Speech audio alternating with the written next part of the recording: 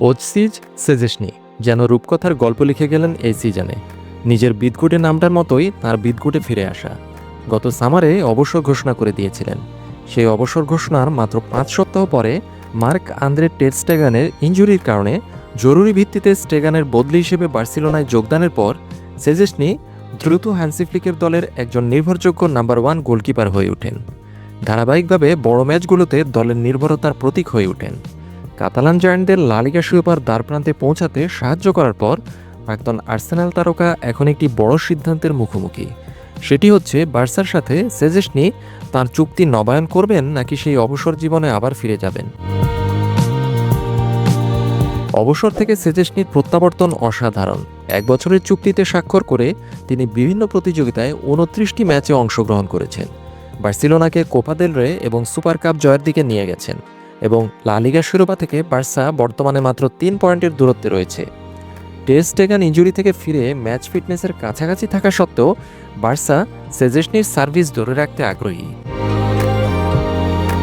স্পোর্টের সাথে কথা বলতে গিয়ে সেজেসনি তার ভবিষ্যতের সিদ্ধান্ত সম্পর্কে মুখ খুললেন।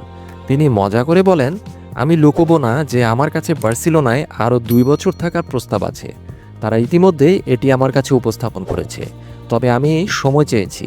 আমার পরিবারের সাথে সিদ্ধান্ত নিতে হবে যে আমাদের সকলের জন্য সবচেয়ে ভালো কী হবে। আমার স্ত্রী সিদ্ধান্ত নেবেন আমরা থাকবো নাকি মার্বেলায় গলফ খেলতে যাব। সেজেসনি আরও বলেন, আমি আমার স্ত্রীর কাছে ঋণী যে তিনি এই সিদ্ধান্ত নেবেন এবং আমরা এখনও সেই সিদ্ধান্ত নেইনি। তিনি আমার বেশিরভাগ সিদ্ধান্ত নেন এবং আমি এতে লজ্জিত নই।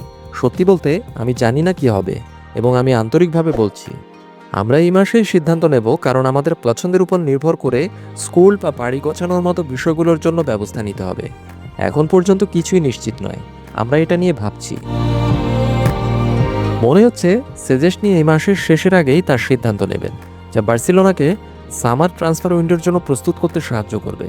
যদি তিনি থেকে যান তাহলে সম্ভবত তিনি টের স্টেগানের সাথে ব্যাকআপ বা রোটেশন বিকল্প হিসেবে কাজ করবেন এবং যদি প্রাক্তন পোল্যান্ড আন্তর্জাতিক খেলোয়াড় দ্বিতীয়বারের মতো অবসর নেওয়ার সিদ্ধান্ত নেন তাহলে এসপানিওলের জোয়ান গার্সিয়াকে তার সম্ভাব্য বিকল্প হিসেবে বার্সেলোনা বিবেচনা করবে।